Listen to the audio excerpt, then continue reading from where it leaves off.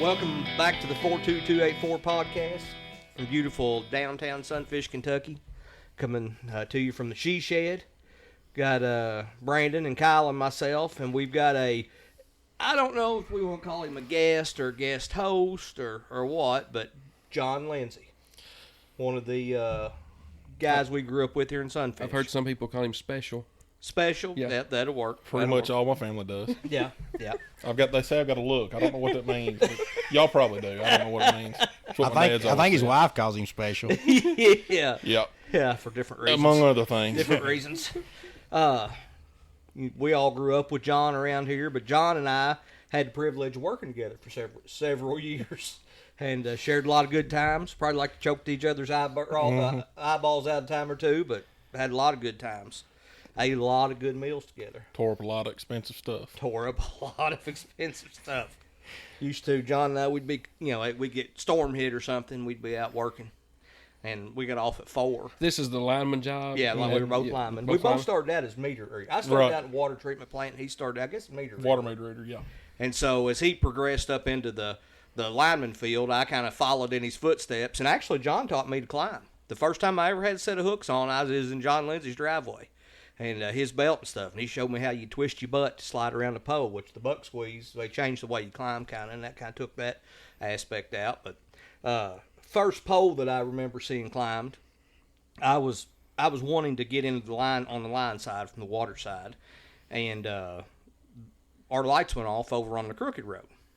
And so John and Pete Graham and Joe McKinney and maybe Ronnie Hoobry show up down there to fix it. The A-team. The A-team, yeah. It was down on that power line hill that we used to four-wheel up and down. And, yes. I mean, it's steep. You can't hardly walk up that hill. And so I jumped there. They stopped and picked me up because they knew I was wanting to kind of get into it. And so I'd already been over John's a few times. And so we all pile in the back of the truck, and we go up on Low Ridge up there and out across that field and get out there, and the wire is down off over that hill. And so we go to getting it put back together. And Pete Graham, I don't know if you all know Pete Graham or not, but Pete Graham is one of the funniest people that there is to be. Very funny. And he can tell you that he hates your guts, and you'll feel good about it. Yeah. I mean, it's just... I worked with him for about 6 months straight. And I got a new lease on life. Yeah, I mean, you learn stuff. I mean, you learn words. And so Pete's going to climb this pole. Pete's going to climb this pole. Right. He goes up the pole. Everybody's like, no, I'll get it, Pete. I'll get it. Pete's going to do it. So they're getting the wire together, and I'm kind of standing back because I don't know. I mean, I know nothing. And so Pete gets up there, and he gets above the neutral. The wire's still up on one side. It's down on the other side. So he gets above the neutral, and they pull that wire up to him, and he's got a hoist up there, and he's jacking it, and it's getting tighter and tighter. And as it does, that pole's pulling back, and about the time he got it where it needs to be, the wire breaks, and that pole whipped him like a tail of a dog, and his feet come out and his hands come out, but he already had his safety up around the neutral. He couldn't fall, and he said words I'd never heard before. Do you remember that? Yeah. It's cold, rain. Yeah. I mean, he literally said, well, I thought, what is he saying up there? Oh, he had I think he was speaking a different language there for a minute. I think he went into foreign language there for a little while. But yeah, we had a lot of good time, ate a lot of good food. 4:05, we were working. John or I get on the radio, how you want that steak cooked, buddy? Mm-hmm. Or we get cheese fries tonight? Or you remember the cheese fries? When we were putting the water line in at the parkway? Yeah. I remember that well. So, you want to tell it? John said he was a connoisseur of cheese fries a little earlier, didn't he? Yeah, he was but this about one's on Durbin, so I think it's on both of us. Well, yeah, they contracted us to. We were working for the electric side, but the water side was having trouble. They had a main line that went bad under the parkway, and we'd both had water experience. So they said, "We want you all to go up there and help them. We're going to pay you overtime, and feed you." Of course, yeah, we'll do it. So we work our regular shift and go up there and work till about midnight at night. We kind of saw it as a challenge. Yeah, They we said loved feed. it. Yes. They said it couldn't be done, and we're going to fix it or hair lip something. So Or eat. we done both. Yeah. Or just show up and eat. Mm-hmm. So we get up there, and the foreman at the time, he says, as soon as we get out of the truck, he said, y'all ate supper yet? And of course, we just got off work, and we're like, no. He said, well, let's go eat. So we drive all the way back to town. We both get ribeyes and get cheese fries. At Farmer's Feed Mill Restaurant. Yeah. Loaded up. I mean, they bring mine on 2 plates. We get back, and they have got the world dug up on each side of the parkway. I mean, a mound of dirt, 25 foot tall. And Durbin goes to one side of the parkway, and I go to the other. And I start having little troubles. Discomfort. Right. We'll Yeah. call it discomfort. Yeah. Yeah. The only thing that was there was, we're right on the side of the parkway, people driving by. But the foreman's truck was there, and it was a 4-door, and I thought, looks like a restroom to me, And so I'm standing on this huge mound of dirt after I used the restroom, and I'm looking around, and I see Durbin jump in his flatbed, and he's gone. He comes back, and it's this time of year. It's like 90 degrees. It's hot. He's got a pair of insulated Carhartt overalls on. So I start yelling on the radio across. I said, like, what's going on? What's going on? He said, I'm going to have to call you in a minute. So This ain't radio talk. I gotta. We don't need the other counties. I'll let hearing you this. finish if you want to finish the story, because I don't know that I can hold it together and finish. Well, I don't know. It was hot. I don't know if we were dehydrated or what, but the cheese fries hit us both wrong. Yeah. And just to keep this G-rated, I needed to go find more clothes. And so I went back to the office and took a shower, because we had showers at the office. But the only thing I had was insulated bib overalls. And I wore those things up there all night. It was hot. I mean, it was beyond hot. But I was clean. That's all that mattered.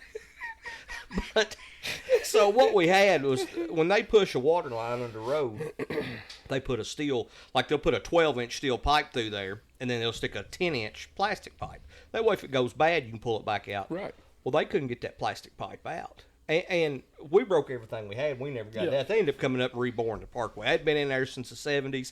It was stuck. But we called this old boy on a record to come up there to, I think he hooked to us to hold us still while we were trying to winch with our winches. Yeah. And he jumped out of the truck at the wrong time. We'll just say that. And he saw more than that. He jumped out and he said, I don't even know what to say to that. He just turned around and walked off.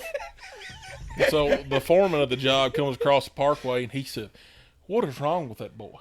Of course, he knew Jeremy. We had both worked for this guy. Yeah, and he's a seen, mess. He had seen everything. I mean, we tore up a lot of stuff for him, too. Yeah.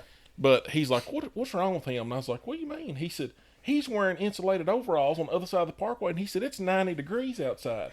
He said, I want to take clothes off, and he's got. I said, maybe he's got, maybe his blood's thin. I don't know. Cold-natured. Why don't you go over and ask him? Go right over there by that flatbed and see what he's all I doing. could see was a white hard hat and the weeds when he went over there the first time. Then it come back out. Then the truck left. And then it come back. And the weeds were about the size of this table. Yeah. The only bush in 100 miles just wasn't big enough. Of course, I'm standing on the 40-foot mound and I can see it all. Bird's eye view. Yeah. But we have done about everything you can imagine, right? Yep. We tore up stuff. And Remember the night you hit the cow and we had the last tie its feet together and pick it up and set it back across I was the going fence? to tell that. So I had a F550 flatbed with one of them big square winch bumpers on the front of it, and it was a tank. And so we had worked, till 3 or 4 in the morning? Yeah. And it was raining still. And I turn in at South Church and start down through there, and it's raining and dark. And all of a sudden I see something in the road. And I'm like, what is that? And before I realized what it was, or about the time I realized what it was a black cow with a white face. And I couldn't see the cow. All I could see was that white face move. And I couldn't get my foot on the brake. And I plowed her. Bow! Knocked her down. So I called John and whoever else. I said, hey, I have smoked a cow down here. And there's only one person got cows there, and that's BJ, right? So our buddy BJ, it's another guy we all grew up with. It's his cow. And so I think you called BJ, and BJ comes down there, and the cow is in the ditch. And there's a culvert that goes under the road there, and it knocks her off down into that. And she's down on her belly with her legs underneath her. And he pulls up. He said, I need to shoot her. I said, she's not tried to get up, BJ. I said, I hit her hard. Now, it didn't put a scratch on that truck. Mm-hmm. But, I mean, that old big steel winch bumper, it put a lick on her. And BJ said, well, he said, I think I'm going to go get the tractor. We'll get her down here and get her back over the fence, and we'll see how she does. I said, okay. So he goes and gets one of them New Holland tractors and brings it down there, pulls up. He said, you got a rope? And I said, on that truck I kept a lot of crap, but I didn't have a big rope. And I said, no, I don't think so. I said, let me. So I found a rope, and I found a yellow, just a nylon rope. Yeah, About- probably 1/2 inch or 5/8. Yeah, It was pretty a little size. bigger than that extension cord there, but it was not a big rope, about 5 foot long. And he takes and puts a slip knot in both ends and puts it over 2 front feet, 2 back feet together over the hay fork and Hog ties her. ties her, picks her up as high as the loader will go, and she's about 2 inches off the ground. I mean, she's a big cow and just the stretch. Yeah. And I said, he said, you think it'll hold? I said, yeah. He said, I believe it'll hold. I said, well, ease her down the road here, across from where John lives, where the old grain bins are. Yeah, We'll put her she's in swinging like a pendulum going down the road off the front of that loader. And we all know BJ. Does he ease down the road?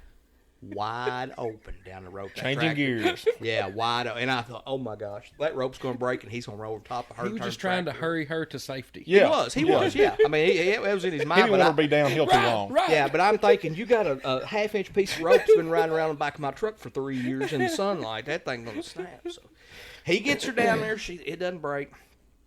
Everybody shows up, John, Joe, and everybody. And he pulls up. I said, hang on, get that rope off of her. And I get up in there and I go get that rope off, and she's laying there. And I thought, well, I wonder if she. So I kick her in the butt, and that whole heifer jumps up, and the fight was on. Oh, yeah. She run me. And of course, I don't blame her. Well, at the time, You just hit her. I guess Otis may have still been alive at that time. Yeah. But there was equipment all in that, and the cows had been in there, and they picked down everything but the equipment. And I'd run, and I'd find a disc, and bow, I'd go down. Well, I'd turn around, and she'd be right behind me. Crater Just blade. bow, yeah. The third trip around, I told him, I said, when you come by the next time, I'll have the gate open. Just run towards the gate. He was going, just come to the gate. Come to the gate. So when she was right on his heels, I jerked that gate open, got him through. Then of course, she rammed the gate. There's 2 or 3 of us there, and we held the gate, and she went on. But, she lived, and we loaded her up and sold her, and she was just as mean when we loaded her up as she was the night she got hit. Yeah, BJ told me a couple months later, he said, I'm going to have to sell her. He said, you can't get in the field with her. Her attitude has completely changed. It must just be you and white-faced cows, because wasn't that a white-face in that concrete floor barn that day that was going to get you? And if it hadn't have been a concrete floor barn, you would have been had. So I had a cow I called Midget. Her legs were this long, weren't they? She was a full-grown cow, and her legs maybe 16 inches long. And I was going to load her up and move her. I don't remember where I was moving her to, but the way you backed the trailer into that barn, it was kind of high for him to step up on. Well, all the other cows jump right up there. Well, she'd get up there and just butt her chest up to it, stand there. And we messed with her. I told Brandon, give me that ratchet strap. I'm going to put her in there. So I got that old hook on that ratchet strap. About the third swat across her tail, she wasn't having any more of it. And she turned around, and here she come, and I went to go take off, and my feet come out from under me. But so did her. And I thought, oh, no. And then I turned and looked, and her feet had come out from under her. We were both laying there looking at each other. concrete, neither one of them could get traction on We that both concrete. spun out. So, First one up gets out alive. Of course, I grew up here at South, just north of Sunfish. But when I always wanted, we grew up on this farm, and I thought, man, if I can ever get away from this, I'm going to go. So I got a chance to move away and married into a family that was, they had a big dairy farm. So after I got moved in over there, we had our own place, had a circle driveway, and I kept the heifers and dry cows at my place for my father-in-law, and we were changing bulls every other year, different bulls, different herds and stuff. And we had got one, and you could, he was huge. You could walk around everywhere, and he was fine. And one day he just went crazy because those Holsteins will do that. And I had a feed room that I went out to feed, and when I went out to dump the feed, he come running at me and hit the door on the feed room. Of course, I dove in the feed room. So I come in and called my father-in-law, and I said, hey, this bull has went crazy on us. And he said, he's fine. Said, I'll be down there in the morning. Said, I'll take care of it. So I get up the next morning, getting ready to go to work to co-op, and I'm standing there looking out my kitchen door drinking coffee. I could see the driveway of the barn. And I see him get out, and I see him carry 2 buckets of feed out there. And I see the bull start pawing inside the barn. And I thought, well, this ought to be interesting. So I'm sitting there drinking coffee, and he takes off, and he runs at my father-in-law, and I can hear him yell, and he dove in the feed room, and he knocks the door off the feed room. Well, I spit coffee all over the screen door, And so I go about my business getting ready, and about 15, 20 minutes later, I hear the gooseneck rattling around my circle driveway. He backs down there at the barn, and I get out, I'm going to work. So I walked down there. I said, what's going on? He goes, this bull has went nuts. I said, well, I told you that a couple days ago, and you wouldn't do anything about it. I said, what's the difference now? He said, well, I'll tell you the difference. He said, you're a son-in-law, and he said, I'm the head of this operation. He said, I can get a son-in-law anywhere, but I can't be replaced. I'm irreplaceable. Yeah. And so we loaded him up, and away he went. You remember when I stopped at your house that time, had that crazy cow in the back of the trailer? I remember well, because all I could hear was tires screeching, and I'm right by the road, and my dad's standing there, and here comes the gooseneck, the truck, and everything off the ditch into the driveway or into the yard of my barn lot there, and Dad's running for cover because he's pretty nervous anyway, and I knew who it was, and so I said, what's going on? He said, I've got a cow in here, it's a little wild, and man, she sounded like she's gonna tear the trailer apart. I don't know where you went, but she was gone forever. I had a cow that was just, I don't know what happened about like what he said, that bull. She just got to where you couldn't do anything with her. And if you got her hemmed up, she would she tore a wall out of the barn one time. I told one of the kids, I said, y'all, don't go out. I was afraid the kid get out in the field and she'd hurt her. Right. I mean, she's worse than a bull. And I told somebody, I said, I get her hemmed up. I'm taking her. I don't care what day of the week it is. She's going to a sale somewhere. And I don't remember what day it was, but I think I was going to Irvington to drop her off. Yeah, but probably on like a Thursday afternoon or something. she put a whooping on me over in that barn. I mean, if I'd had a pistol, I'd shot her. And so I got her in that truck, and I decided I was going to give some of it back. And she had a ride to the stockyard. Yeah. I got to John's. I cut across that ditch. Of course, I looked at trailers. I could hear her. I'd stop, and I'd hear her run in front of that trailer. I'd take back off, and I'd hear her hit the back. I got to Irvington over there, and I never thought about it, but my old door on the back of my trailer's pushed out about 2.5 foot. I had to rebuild the door on the trailer from her. The funny part about it was You just trust your latches more than I do mine. Yeah. Oh, I'd chain that door. Yeah, she wasn't coming open. Yeah. Oh, I just knew we had lost a whole load over at Clay Bit. Just knew it. Hey, have you seen his cattle trailer? Bub, don't throw off on my equipment. Have you seen his cattle trailer? It matches, the rest of the place. It's got a. Is it that one your dad had for you? No, about this off. It's old the Joe. one Joe Montgomery had for you. The broken spur. Probably a good one. That's what it says on it. The broken spur. It's got a back wheel that lays out on it pretty good. He has to turn the tar around every once in a while on the wheel. Hey, that works, don't it? Yeah, it works. He made fun of me first time. Heck, I got it twice a mile. So he's got a I don't know, about a 20-foot log chain. We safety chain the door with on each side, Oh yeah, I did that to mine too. And so it's drooped down and it's hanging lower than the trailer in the back, but it's not dragging, And so I'm following him. I've got a load of calves and he's got a load of calves, and we're headed over there. And he straddles something dead in the road. I don't even know what it was. And it hits that chain, and I'm following him decently close, and that chain flies straight out. And I just knew the door had come open. Well, getting back to his story about the cattle trailer. So when he comes back, I'm away from the barn. I'm at Dad's house in his yard, sitting there talking to him. Durbin comes down the road. Now, the road ditch there at Dad's is like 6 foot high. I mean, it's steep. And we're standing there talking, and I hear him coming down the road, and I look, and he just shoots. Well, at the time, I was running no muffler. Yeah, I could hear you coming good. My old trucks had about 8 or 10 mufflers. And you hear it go, at the time, it was without mufflers. You hear it go whop like that, and I look, and he's airborne with his gooseneck, and he goes off that bank, and he hits right out in the edge of my field there, and comes right across the yard up there across Dad's driveway, and stops, throws it in park, and Dad looks at me, and he said, I can't take no more of this. I'm going in the house. And he goes in the house the rest of the day. I mean, you tore him up bad. He's never forgot Brandon's that. been on a few of them rides across ditches, ain't you? Yeah. Glenn just better be Off glad. that pond. Glenn just better be glad he wasn't living back then when Donkey was out carousing around. Oh yeah. Oh yeah. Yeah, it would be he worse. might have been in his yard. Mm-hmm. I know a guy that was in his yard one time. So, Brandon. Does he listen to this? I don't know. Does he listen to our podcast? I mean, he probably will. The one with his son-in-law on it, surely. that'll probably be the last one he'll listen to. But I was going to say he may not just listen to this one. I mean, I would think he would, the way I've blessed his life for the last 28 years. You have been blessed with Glenn, eh? I have, yeah. Yeah. I mean, I've raised his property value. And, Him and Haley just don't even realize, do they? no. I mean, if I was a bull, think what I'd be worth. You know Oh, what I Haley mean? ought to count her lucky stars. Oh, yeah. I mean, Haley ought to count She her is right now because I'm not at home. I'm down here with you guys.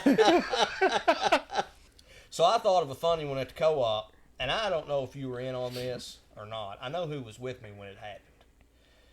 But Jimmy Alexander's farm over there, that transmission line that went in behind it. Yes. When I first started, I mean, within a few weeks after I started, we were working on that line. And I don't know, I know it was... We done a lot of transmission maintenance. I may or may not have been there. I don't want to say who was with me because it was kind of their fault. Yeah. But we were going to lower Pike down off over that hill. I know who was with you then, yeah. To work on that pole. It is on the side of a mountain. Oh, yeah. I think I remember this story. It's in a bad spot, yeah. And so the whole game was, they take those sections of line out, and then you gang up on them to get them on because that's the main feed that feeds everything. Now, they'll backfeed it from somewhere, so the normal customer doesn't ever see it. But if something were to happen on the backfeed, it could take out a bunch of people. So you want to get in and out.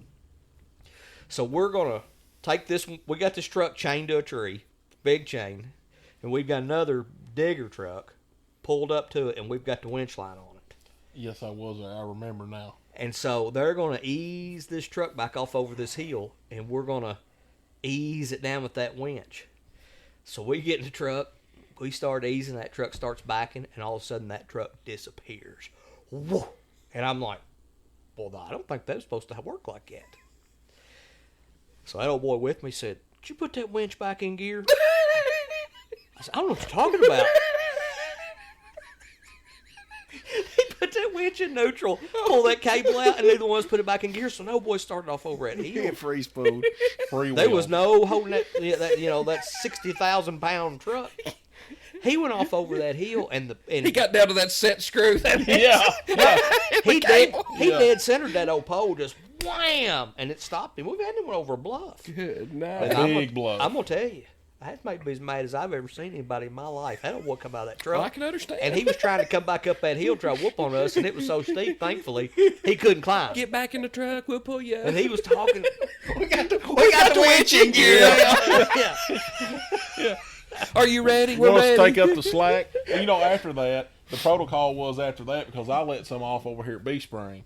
We hooked 2 trucks to them, and I couldn't figure out why we went from a single line and 1 truck to 2 trucks, and nobody ever would tell me, but I let a pike truck down over a bluff like that for them to change the pole out, and until today was the first time I realized why the rules got changed, why we had to... They say them rules are wrote because somebody screwed That's up. it. That's it. I may have helped write a few. Well, I don't know if you remember this or not, but we had an employee meeting back when we used to have them at the main office. Place was full, big conference room.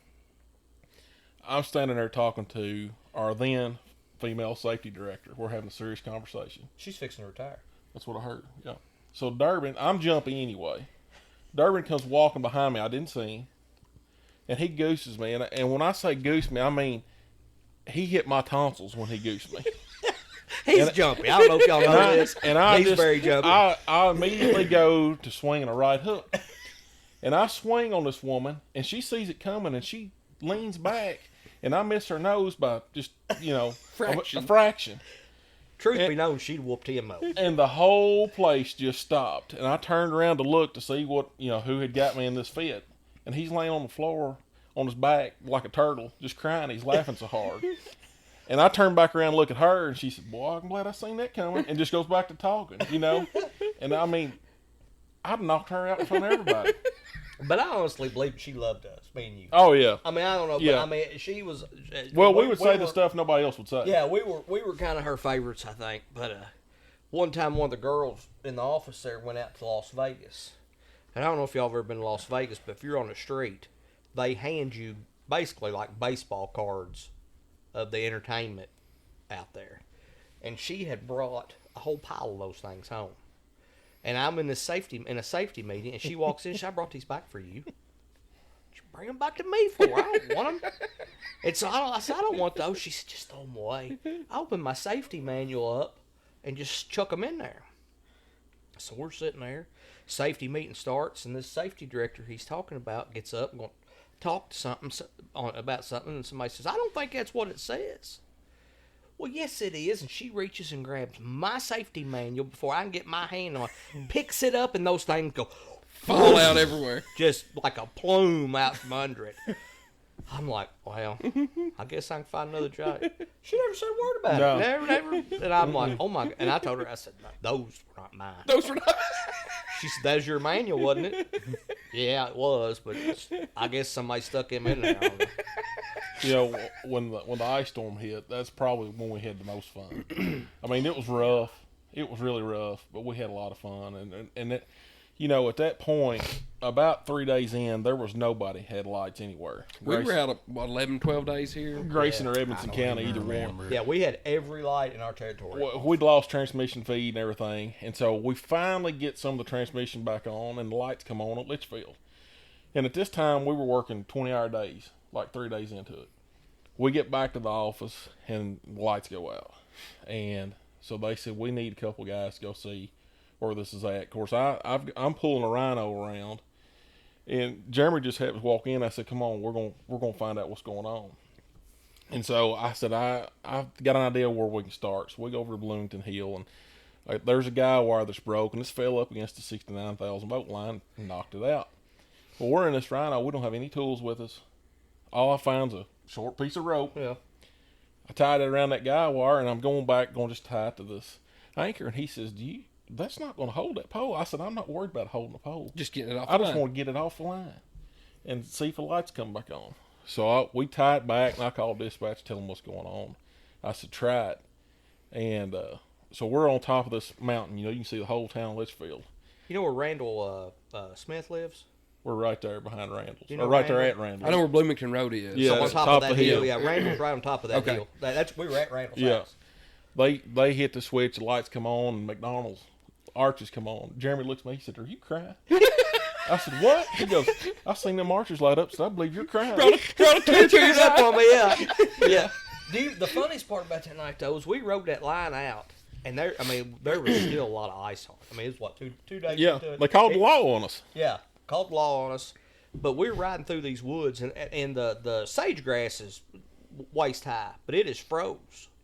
And so we're riding through there, and when we got out, that stuff had broke, and we were sitting in that rhino, and it was full with the doors knee-high in that thing of just ice. Mm-hmm. So we get out, and it falls out. I told John, I said, did you ever in your life think that you would be getting to do this? I mean, we're out in the middle of the night. You know, Dad used to tell me I'd be out four-wheeling and I'm stuck in a mud hole. He said, you ain't never, that's never going to make you any money. Mm-hmm. You're just wasting money. And he was wrong. Yeah, all that mudding experience paid off. All that preparation and stuff, it made me and old Big John here good at our job. I had a brand new extended cab Ford Ranger that they had just given me just to run around and to use for my job. And the only thing that you could tell that was white or had any color to it was the blue oval in the center of the tailgate on the back. The rest of it was solid mud. Yeah. And I would try anything in that truck just to see if I could get through it or through it. And I can say all this now because I don't work there Yeah, anymore. never once worked there, so we'll tell. Yeah, but I can tell you one thing. Those little Ford Rangers are tough. They are. Because they will go airborne and on their side and everything else and hang in there with you. You remember when I left the windshield wipers on in, and that time it sit there for like 4 or 5 hours running with windshield Smoking wipers not raining, melted them to the windshield. Yeah, just a big black smear. We had that happen to a plow truck one night. Yeah, he had to scrape it with a razor blade to get it off. Yeah. You know, we used to have this foreman. He still works there, so I don't call his name, but he'd say, if you can't get that in there, just let me know and I'll get somebody else to do it. Which was Challenge accepted. you better get out of my way. Right.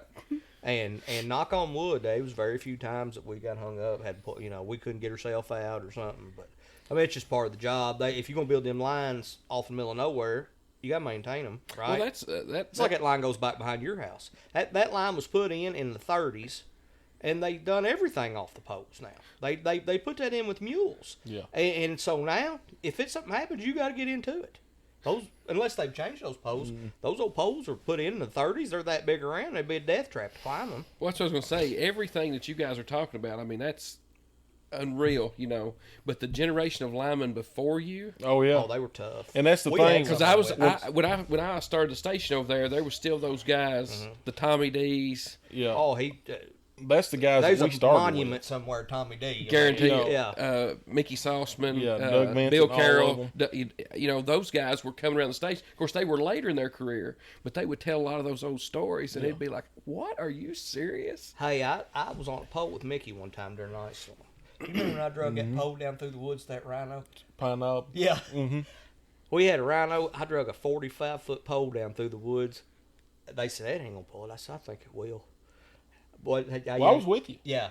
We yanked it, 6 or 7 times Yeah. before it started sliding. And when it started sliding, we took that thing down through the woods.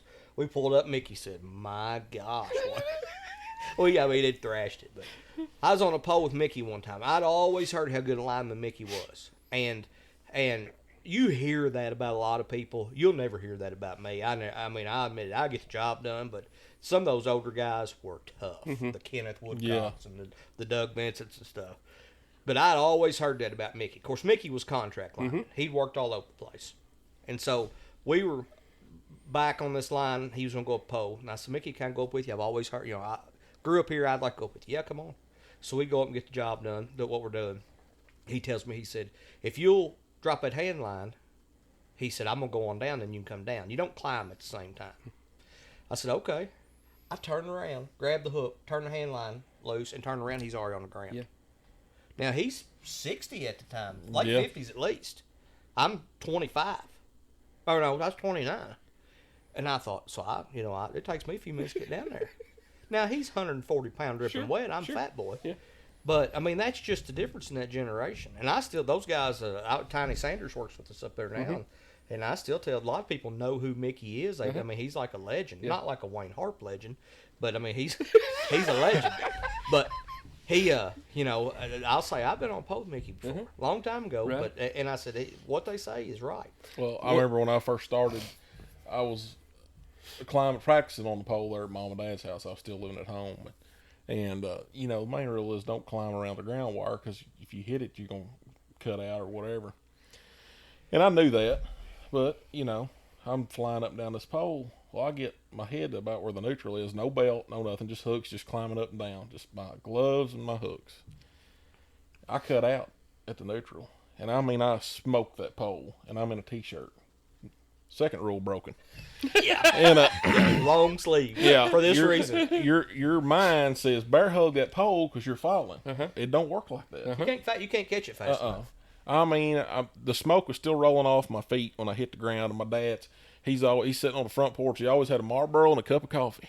And he stands up and he said, "Is that how you supposed to do that?" I said, "No, and that T-shirt is rolled up to my chin. And I've got splinters in the center of my chest and in my arms, and I'm bleeding from, stem to stern." He goes, "I believe I'd try that again, see if I can't do it better." And I said, "Well, I've got splinters in my arm." He goes, "Well, if you're going to be dumb, you're going to have to be tough, And he sat there and watched me until I went up, and he knows nothing about it, till I went up and down. But, growing up with my dad was just a different kind of deal. Speaking of your dad, you got to tell the story. Well, Hang on just a second before you tell that. We got to talk about Benny. oh, So Benny Lindsey, which is BJ, we were talking about the cows earlier. It's BJ's dad, and Benny was lineman up there for I don't know how long. You know what? We need to get Benny on here. you better get ready to do some bleeping. I was getting ready to say he's got some stories to tell. But Benny, during the ice storm, Benny retired, and there were several retired right there, kind of a lick, and I think maybe me and you got their jobs. I don't remember. Yeah. I took Benny when Benny retired. That's the job. And so Benny retired. Well, when the ice storm hit, all these retired people that we had heard story after story after story, they show back up. They still got to. I honestly believe that I could go back up there right now, and I've not been up there since 17. I think I could still backfeed lines and because you just know. And yeah, you get so ingrained in that system from call out, from doing maintenance, and it's like Brandon knowing the roads. The roads. That's what I was going to say. It's like knowing the road system if you're a truck driver. So these guys, when that hit, we had never, in our generation and probably their generation, they had never experienced anything that big of an outage. It was not just one area damage like you'll get with a tornado or a windstorm. It was a strip through the middle of the country. Yeah, it was we had miles of line on the ground that were just, there was no poles. Well, and you had roads that you just couldn't even get there. Right, I mean, yeah. we were to the. I mean, I worked here in the county at the time, and we were to the point of we were cutting a path out big enough to get a pickup truck through at one point up 728 because that's all we could do just to get it where if they needed somebody needed in or out. I And mean, for a period of time, you'd cut out and cut in because once you got in, we were on, and I used to know exactly how long. I don't remember, maybe an hour. That we were on the hill there at No Lynn Dam on 728 because the backhoe would push trees Didn't a tree out. fall on a truck? yes, We had a tree fall on a nearly new dump truck, but the backhoe, we were sitting in the road, just kind of holding the road, and he would push 2 or 3 out, and they would be 2 or 3 fall behind him, and he'd have to come back down the hill and push those out. Yeah, so John and I were on 728, and y'all were ahead of us. And so we were coming down through there, and those big trees were falling out of the top of off that hill, landing on that. And that's big wire down through there, so it doesn't just break like this small wire. It's a main feed. So we were getting it off the lines, and we got down, and we had Eddie Hoobrey with us. And he was flagging for us. You remember that, him flagging for us that day? That's the only time I ever actually worked with Eddie side by side. And I don't know where he went, but after that, they had him doing something. But so we get up to where we can get the line. So what you do is you work a section of line till you get to an opening. You open it, and then you go heat that up. And then you work the next section, you pick it back up. So we get up to the open point, get it open, and we send somebody back to heat it up. Or no, that's still on the sub-record there. So we call and have them pick it up, and it goes right back out. We turn around driving where we'd just been. All the trees were on the line again. And so that's when we finally pulled out, went back, let's let this settle down.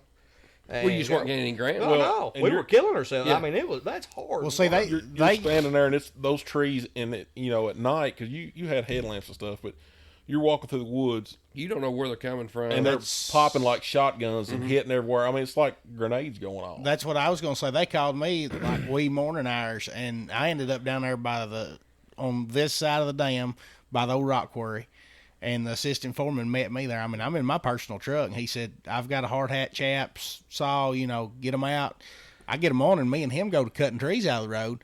And, like, you're standing there cutting, and you hear something and look, because you got a saw running, and there's a tree has fell right behind you. I mean, it's brushed you. Yeah. And I told him, I said, we've got to get some equipment up here. One of us going to get killed. Yeah. Well, we had Scotty's loaned us a bunch of their trucks that they used, their staking guys used, whatever. They had a lot of miles on, but they loaned them to us for those retirees to use to drive around. Wait a minute. They had a lot of miles. I got in a truck that was 5 years old, had 500,000 miles on it. Yeah. Chevrolet pickup. Not a thing in the world wrong with it. I thought that old doctor cannot be right. I mean, they drive them. I had 2 crews from Alabama coming to help us, or was helping us, and I said I needed a dozer, and they said, what size you need? I said, the biggest one you got. Well, the next morning they show up with a D6. I mean, there's blade hanging off this thing everywhere. And they asked me where I want it, and I told them out north of town. So I get out there, and the truck driver, he doesn't operate. He just drives a truck. Yeah, So we know them guys. Yeah. So he Steering wheel holder. he detaches and unchains it. And I said, you going to unload that thing? He said, I ain't the operator. And I said, well, who's going to operate it? He said, I got an old man coming. There's this little blue S10 comes down the road. This guy gets out, and I bet he's 75 years old. I remember this guy. I forgot about him. Hair, big old, gray hair, just bushy hair and stuff. And I said, man, I need you to unload this dozer. We're going to go down the road here a little piece and turn here and pull these line trucks in. He goes, I'm not walking that dozer down the road. And I said, what do you mean? He said, it's against the law or something like that. And I said, no, you're going to take it down the road. And he said, well, it'll tear up the road. I said, look around you, man. Mm-hmm. I said, Looks like a war zone. Yeah, everything's tore up. Yeah. He said, well, I'm not going to do it. I said, can you show me how to start it? He said, yeah. Why? I said, because I'm fixing to walk it down the road. I said, I may turn it over before I get off this trailer, but I'm going to take it down through there. He goes, no, I'll do it. Finally talked him into it. And he took that dozer down the road, and from that day on, anywhere I told him to go, he was crushing blacktop. He was pushing trees out. He didn't care what he done. We got the lights back on. Yeah. I mean, that was a 21 big feat. days, everybody that could be back on that wasn't on our side was back on. There were other power companies that took a lot longer than us. But so we're talking about Benny. So these retirees come back in, and they basically give them a truck and a radio, and then they put we had 500 men in Litchfield. I mean, it ravaged our office up there. I mean, that office was new. When it got done, it looked like it had a party in it. I mean, holes in the walls. I mean, it just wear and tear.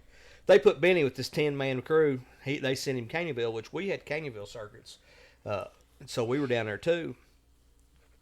First 16-hour day gets done. I saw Benny that night. We had a farmer's feed mill set up, fed us up there. We were in the chow line. I said, "How'd it go today, Benny?" Benny said, "Not worth a daggum. a darn." I said, "What do you mean?" He said, "I had 10 men. They hung one transformer all day." I said, "What?" He said, and he was just tore up. Yeah. And so the next morning I come in, and I had a digger truck. I got in the truck. He was sitting in it. So what are you doing? He said, "I'm going with you today." He said, "If they don't like it, I'll go to the house." And so I was with my foreman at the time, and he had Doug Vincent, which him and Doug was kind of a father figure to him. And so it was them two and me and Benny. And we went to Caneyville, and I mean, we had a big time down there. I mean, we done a lot of work, but it is snowing still. And Bruce and I were up this pole, and they were handing stuff up to us. We were down in Jugville, down on Richland Road. And we're up in the woods, and I get to smelling something. And like I said, it's snow on, it's cold. I'm like, what is that? I turned around, and Benny and Doug had built a bonfire in the middle of the woods. They were packing stuff on it. I said, "Benny, what are you doing?" "Hell, I'm cold." Building a fire. But so we wind down, 21st day or whatever, we wind down. And what happens in those big storms, and we run into it at the company I work now, we chase storms some, is as the storm winds down and people start running out of work, the people who are assigning the work struggle to keep up. And so we would end up, 15 crews sitting at a hilltop waiting on work. And work could come up and it'd be a 2-man job. We send 15 crews, but they'd knock it out like that, And so we ended up down on, I can't remember the name of the road, but it was down on the other side. It's about as far you can go and not be Ohio County and Grayson County. It's on the line. And we had like 20 contractors pulled up on this road. And we look, and the safety man for that contractor, who is, at the time, they were the bad person. The workforce has changed now to where the safety people are not looked at so negatively. But at that point, the safety guy was the guy who was just going to fire you. Mm-hmm. Nobody liked him. He was hated. Well, we look, he's pulling in, and one of the old guys says, "Oh, here comes that old possum." And I said, "Possum?" That's what they called him. Well, our digger trucks had steps on the back of them that if you backed off in a ditch, they would pop loose and swing so they wouldn't break off. Well, that old boy comes sauntering up through there. He was cool. He gets up that digger truck of ours. We're all standing around it. And he throws that leg up on it, going to lean on that step. It pops loose, and he runs his forehead, square into the back of that truck, laser open. Oh, he's stumbling around there, blood's running. Oh, I'm going to have to report this to your all safety people. Blah, That's blah. unsafe. Yeah. Benny says, "Let me tell you something. First of all, you don't work for Warren Rural Electric. Second of all, this ain't your truck. Third of all, you can get the out of here." Old boy standing there, blood running down his eyes. He turns and gets in the truck. And I'm standing there like, because I do work for Warren Rural Electric at that time. Benny is in there volunteering. He's volunteering. He never did come back, did he? The safety Oh, guy. no, he disappeared. That's what I thought. And so Benny turns around and standing there, and he says, "What? What? Yeah. Dang, Benny. Well, what are they going to do? Fire me?" Well, No, me, Benny's one Yeah, I'm worried about. Benny's great. Benny is great to be around. And Benny- he's the most ingenious person. He could think up ways to do stuff, and he told me one time, he said, "Sometimes you just got to be lazy." Of course, I grew up right beside him. And so BJ and I were always doing everything. And there was an old pond back there on the ground that they own now that it was growed up around it, and the only way you could get to it was get a little John boat in there. Is this the... Yeah. So Benny had a little 4-wheel drive S10, and it's, it's getting close to dusky dark in the afternoon. Is this the one that had the hole in it? Yes. Yeah. So we throw that boat in the back of this truck, and we go back there, and we back Benny's truck into the water so we can slide that boat out and go in there and go fishing. And so on the way back there, this boat had about a 10-foot lead line with a little loop in the end of it. So we could let the boat, get back in the, in the truck and everything. So we get the boat loaded up, After we're through fishing, we're coming back to the house. We back up like Benny had it backed up. We grab that boat, throw it out, and we had thrown the loop of that over the ball hitch on the back of Benny's truck.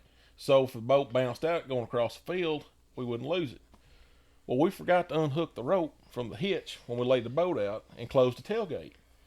Well, Benny gets in that next afternoon, and he is so mad. I mean, he's steaming. And me and BJ are like, what's going on with you? He said, did y'all use my truck last night to go fishing? We're like, yeah. He goes, well, you need to get the rest of that boat out of the back of my truck. We're like, we unloaded it last night. He goes, yeah, you unloaded it, but you didn't unhook the rope. He said, I drug it all the way to work this morning. And he said, when I went around the curve at Kirby's, he said, people was waving. He said, they waved at me all morning. He said, I thought they was just being friendly. And he said, I seen it come out the side of the truck and go back in. And it had burnt the bottom of that aluminum boat because he had drug it almost to town. And he was hot. There's when Bruce drug that extension cord to work. Yes. Yeah, where he plugged the truck up. On the boss slipper, he bought a Dodge.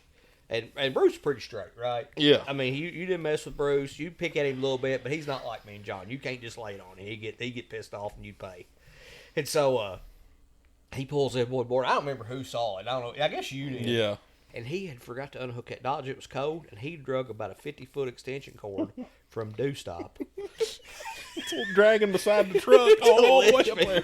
Well, hold on. Dodges and cords. Remember you when you had the bright idea to put the cord reel, mount the cord reel to You the got to Dodge? admit, that's a good idea. It was a good idea till it was really cold and the cord reel wouldn't roll up, right? Yeah, you know that old cord like that? You know how when it gets cold, it gets stiff? Stiff, yeah. Oh, yeah. I had that Dodge, and I thought, I'm going to put me a cord reel in the thing. I'll just suck her out, plug her in, let her go back. Mm-hmm. Worked brilliantly.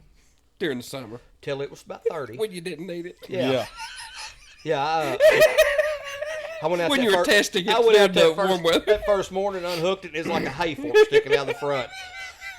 Did you cut it off? Yeah, I snipped her off.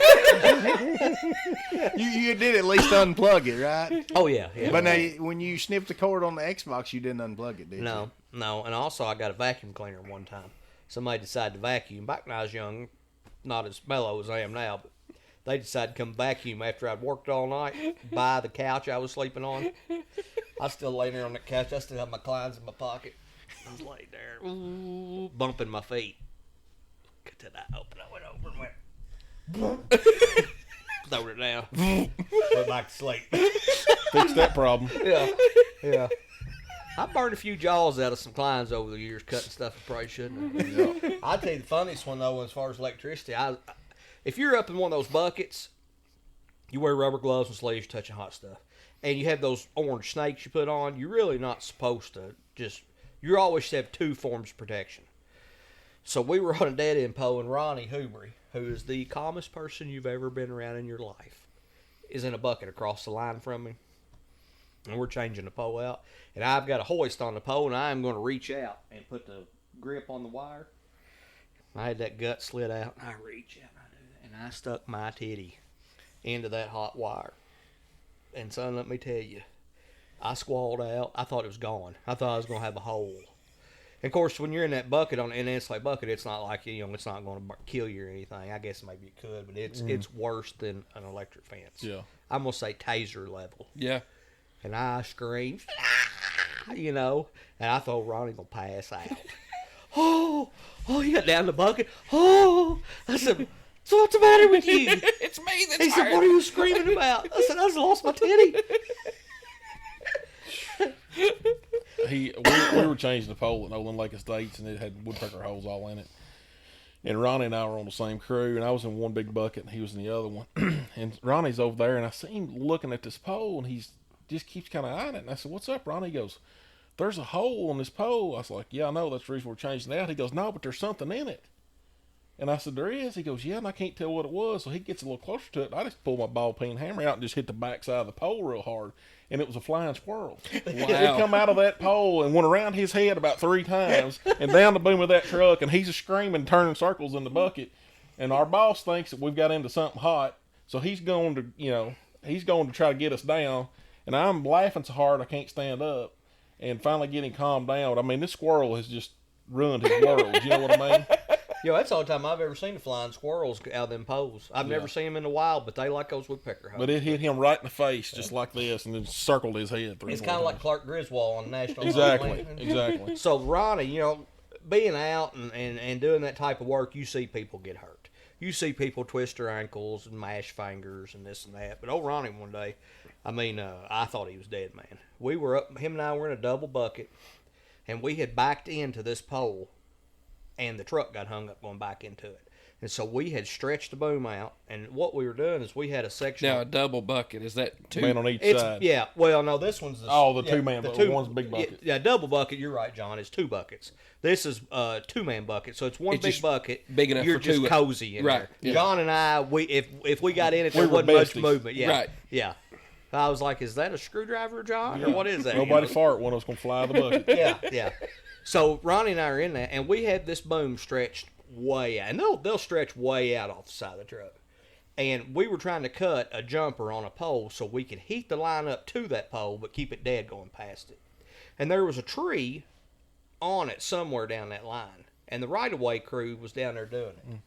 And they were far enough that we couldn't hear chainsaws running. I don't know where they were at, but I mean, and so Ronnie is up in that bucket, and he is stretched out with those cutters trying to cut that.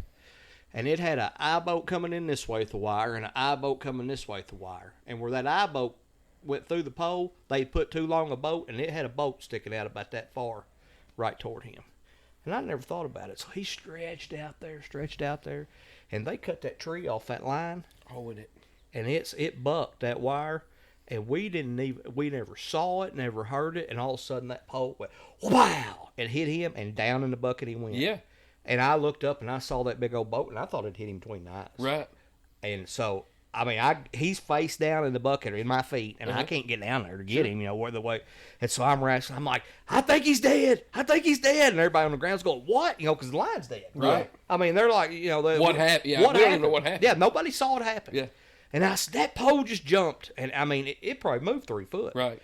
And I mean, it knocked him out. And so and the buckets are slow. When something's wrong, the buckets are slow. Right, sure. And I'm coming down, and I mean, I'm upset. I'm like, I think he's dead because he's not moving, and I can't see his face. Mm-hmm. But that bolt had just went across the top of his head. It went between his hard hat and his head and skinned the top of his head. I'm telling you, 1/4 inch lower, it'd been bad. Yeah. But he come to, and I mean, I was about ready to grab him and throw him out of the bucket. I thought he was about 8 foot off the ground. Like he can fall this far. Right. Okay. But he said, I'm okay. I said, Ronnie, you just got knocked out. I don't know. I said, I'm pretty sure you were out. We were up there. We're down here Yeah. now. Do you remember that ride? You know, that's a 70-foot pole. Do you remember? Well, we But, were. I mean, that's a dangerous line of work. It is. John and I both. I It mean, really a is. lot of us, we weren't safe. But stuff happens. Stuff happens, and you can't cover safeguard everything. Yeah. No. So Jeremy was still on the crew, and I had just started on the service truck. You know, we were going out marking lines and stuff like that, and it was raining one day. And a lot of times when it was raining, the crews didn't have a lot to do because they couldn't do hot work. So their guys would go with some of us just for an extra set of hands. And it had kind of quit raining, and I had a locate there in town. I had a brand new pair of line boots on, and those things were about $350 a pair at the time. And Jeremy goes with me. And we pull up, and we're doing locate, and I'm talking to the contractor, seeing what they want located. And I said, go ahead and, I said, you care to locate that? And he said, no. So he gets the paint gun out and everything, and he hooks it up, and he goes to marking. I'm standing there talking to this guy.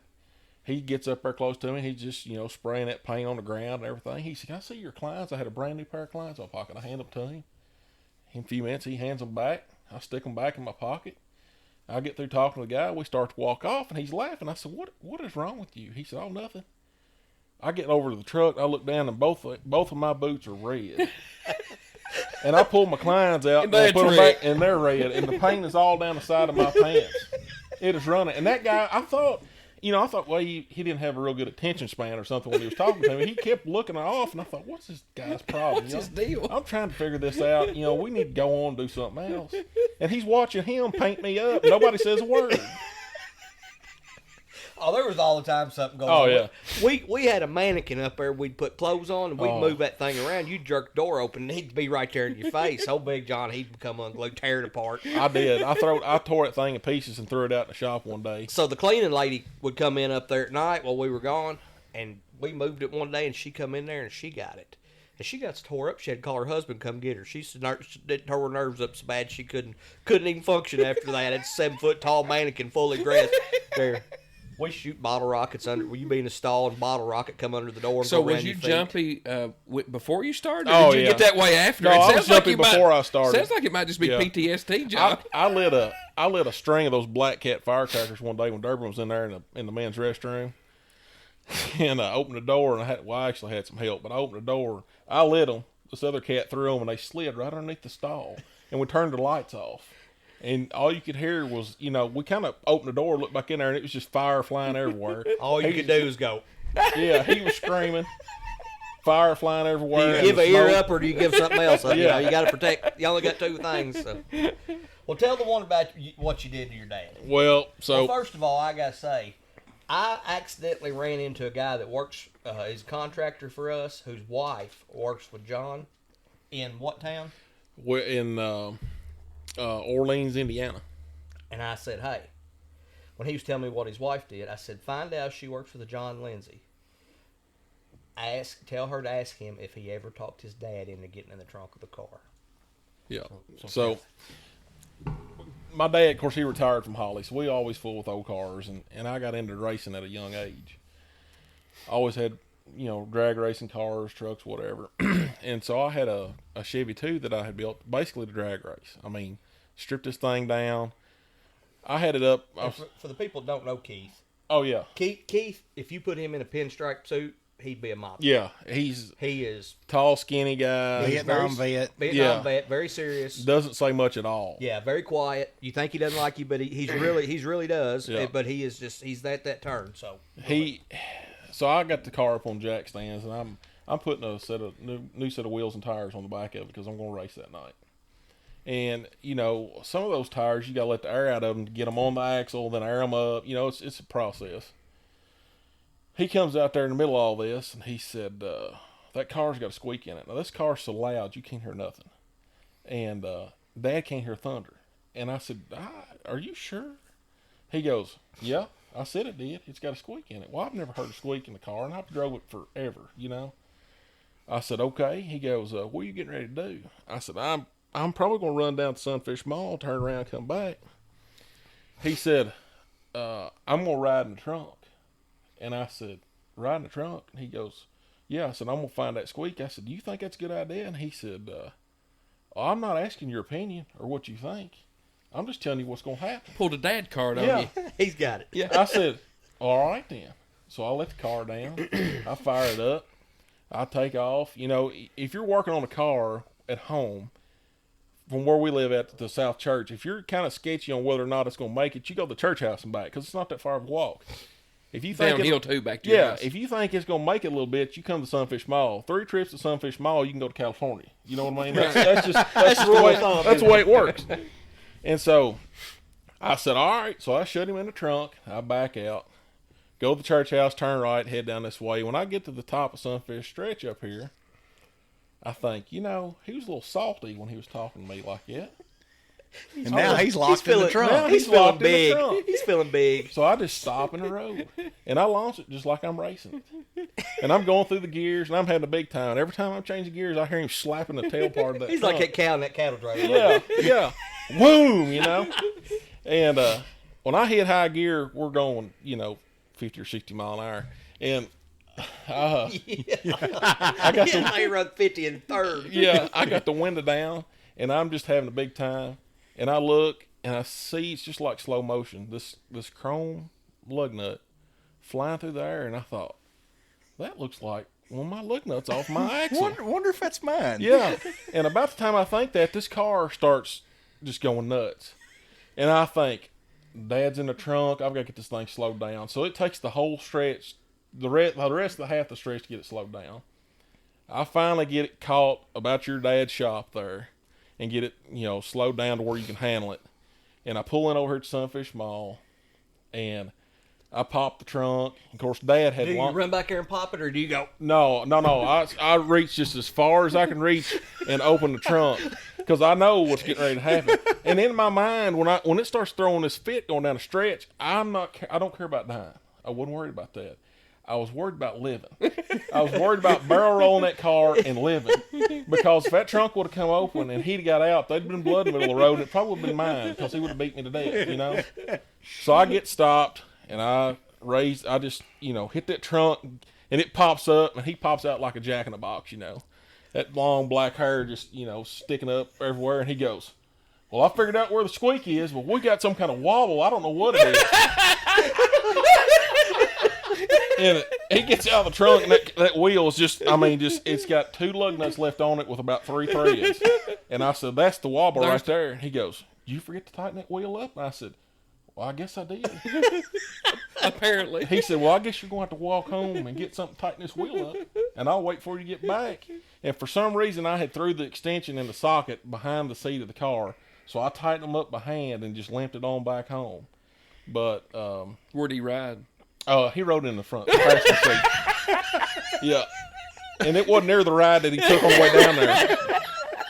I drove like I had some sense. So I used to, I had the best parents ever. I mean, they're both still alive, but.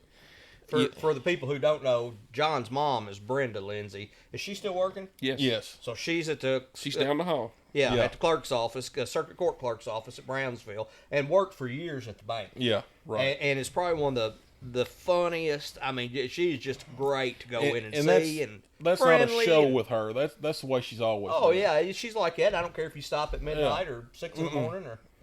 So, I always, around deer season, I would always buy an old truck when I lived at home and use it through deer season and then sell it. Is this what I'm thinking you're going to tell about coming home No, this is probably a different one.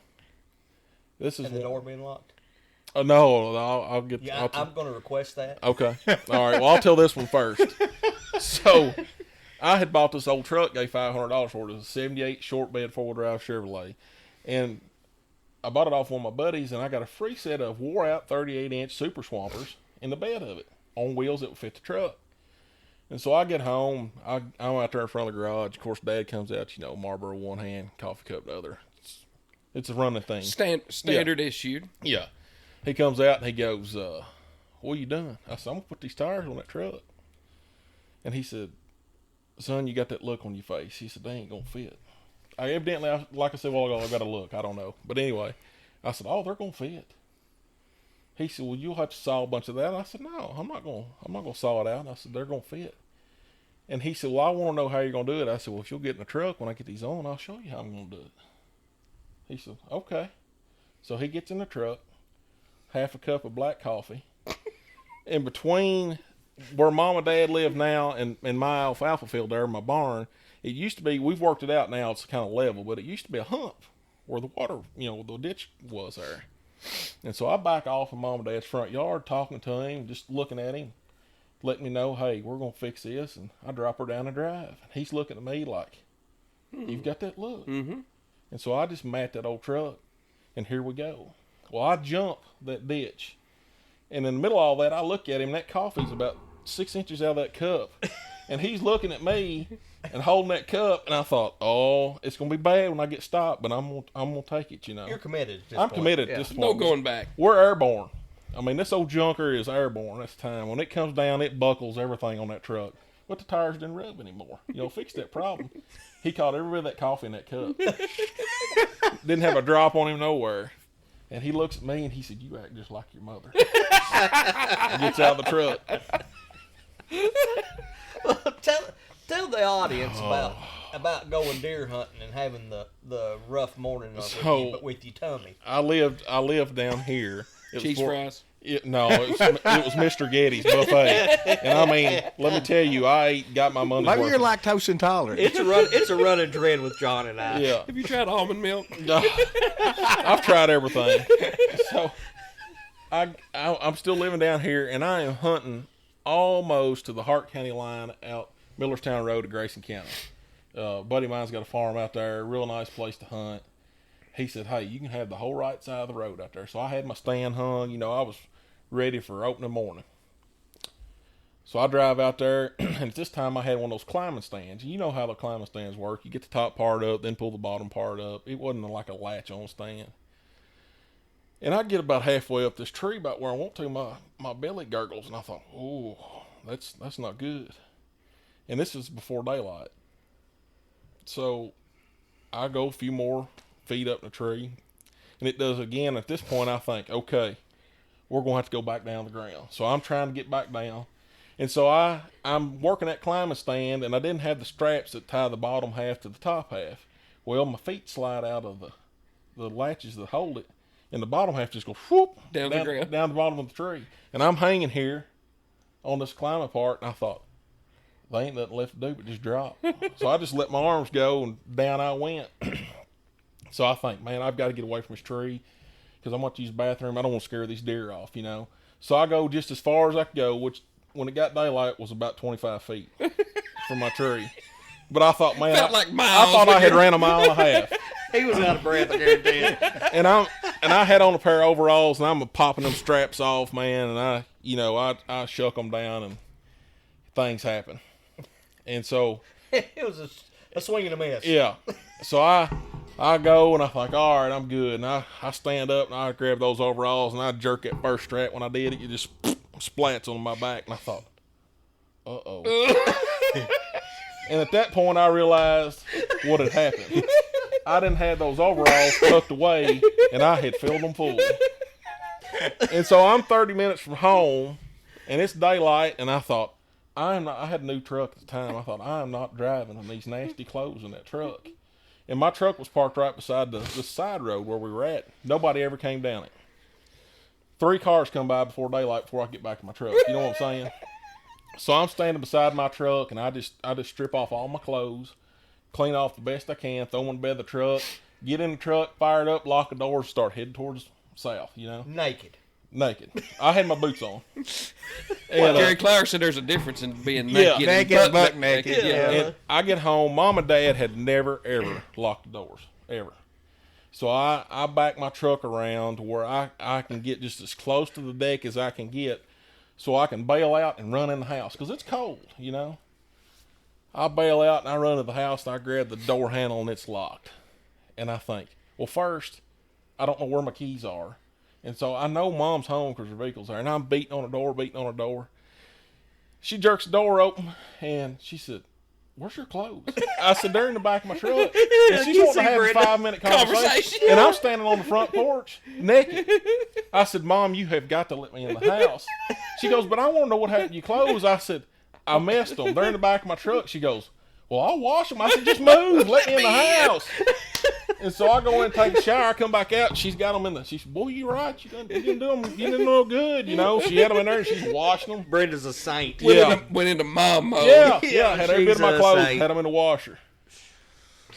Oh, So that reminds me of a good one I don't think I've told on here. I don't know if John knows this one. I'm pretty sure Jeremy and Kyle do. The lagoon at Dick Davis's milk barn. Oh, yeah. No, I don't know this one. So spring of the year, about time to cut wheat for hay. Right. Me and Dad's been to Brownsville. We're coming back. Dick Davis has got a whole team out somewhere it's not supposed to be. I don't even remember. Picking by the road. It's probably about like him at Gary had Picking found on the him. line. Picking on the yellow line, you know. And so I'd seen Dick was cutting wheat over behind his dairy barn, off behind over there. So turn around, I'm driving. We go back. We're in an old ton truck of mine. Pull up, shut it off. I get out. I knew that Dick had a lagoon if you're facing his dairy barn to the right side. Right. I had no idea there was another one to the left side. Spring of the year, I walk up to the top of the hill, and it just looks like where you fed hay because it's crusted over. Right. And I think, oh, he's fed hay here, and I'm going to walk across through here to tell him he's got a cow out. And about the 3rd step, I thought, boy, that's soft. And the 4th step, I went to my neck. You know how rotten them things Oh, yeah. Dad is sitting in the truck, And all he sees is that I disappear, and he thinks I have tripped and fell because he don't know there's a lagoon there either. Until he gets out of the truck and walks up there and gets down on the ground laughing and cannot even help me get out because he's laughing so hard at me. And I mean, at this point, I'm neck deep in it, just digging, trying to stay alive, thinking I'm gonna drown in this lagoon. And I finally dig my fingernails into the bank enough to get out of this thing. And so I get over to the truck and I proceed to climb up on the back, and he's like, just strip your clothes off and get in here and drive. I said, no, get in there and drive, just strip your clothes. I said, no, drive. So I sit on the bed of the truck. I'm greenish brown from the neck down all the way back home. With a smell you can't explain. I go to the backyard. Did you dry up and crust up on the way home? Go to the backyard, hose off. Like the boots I was wearing they never got over it. Gabby still can't tell it that bad. Oh, he does. I bet. Oh, get him to tell it sometimes because he gets to laughing so hard. Well, it's like, and those pits are dangerous. It's like I was telling earlier, my father-in-law had a dairy. My brother-in-law calls me one day, and I was running a service truck then, and he calls me and he's whispering on the phone. He's like, "I need you to come out here and help me." And I said, "Where are you at?" He said, "I'm out here at the barn." I said, "Well, why are you whispering?" He said, "You come out here, you'll see." So I drive out there, and I can hear the machine running. But they had a lagoon that they scraped all that manure in, and we had poured a concrete apron down to it. And he had, we'd pumped that lagoon out, and he had slid. Once he got going, he couldn't back up, and it slid off the edge of it, and was in that manure, in that machine, strapped in and everything else. And so I get out there and see what's going on, hook a chain to him, get him drug up there, get him out. And I said, I just got one question. He said, what? I said, why were you whispering? He said, I was teetering. Said, I was afraid if I talked too loud, I'd flip on over in it. And I said, well, you drowned if you I said, well, I guess it makes sense, I run that Man, skid oh, steer. man. We got off in the edge of the yard a couple of weeks ago. There's a hole behind the yard. She cut a bunch of bushes and stuff, and I had it in a bucket of skid steer. I'd run off in that and didn't realize it, but it's a hole. And dropped off in there, and I mean, I was there, and had to ask for assistance to get pulled out. I couldn't get out of it. It was off in that hole, and it fell over into a tree. I mean, we were stuck. There. You're stuck there. Well, anybody got anything else? It's late. What time is it? Some guy that records these with us gets here late every time. I tell you what, it is hard to get out of work. It never fails. Somebody wants something right at the last moment. And I get home and Lindsay's wanting something. You know how she is all the time, just wearing me out, wanting me to do this and do that. I don't know if y'all know this, but God forbid we hire anybody to do anything. She's got you. Yeah. Right. And so why does she need you if she hires anybody? Yeah, there is a table in there that one of the other ladies wants to take home, and Jeremy will move that. He'll bring it. He'll bring that. Which I got there, and she already had it taken apart and downstairs. There was a full-size copy machine. And I told her, I said, let's wait till Saturday, and we'll come up here and get it when nobody's here. But I done had it in my mind, I was going to open that window up there, and I was going to push that copy machine out the back window. I mean, that was my game plan. Yeah. Makes good sense. And so we get there, and that ain't going to work. She's got it disassembled. Those things, the big tall ones, they come apart in 4 or 5 pieces. So I'd pack that heavy, and they're heavy. Yeah, they are. I'd pack that heavy son of a gun down, put it in the van. So when I got in the van tonight, I take off down the road and all that stuff. And I can't take it. So I had to go by the dump, throw that thing out. So got to the dump, didn't have my permit. That you buy our county we live in, you got an annual permit. Oh boy, I pull up there. I said, I ain't got my permit. He said, what's the magic word? And you started telling him it like at the phone booth or at the toll booth? Yeah. He finally let me out. I said, I'll be honest with you. You didn't let me dump this. I was going to back out here and just throw it off by the gate. He said, you're serious, aren't you? I said, I'm dead serious. I come in here every week to talk to you. John, we appreciate you coming. Thank you for having me. Yeah, it's been fun. We've had a lot of good times. Ate a lot of good food. Come back and see us. I'll do it.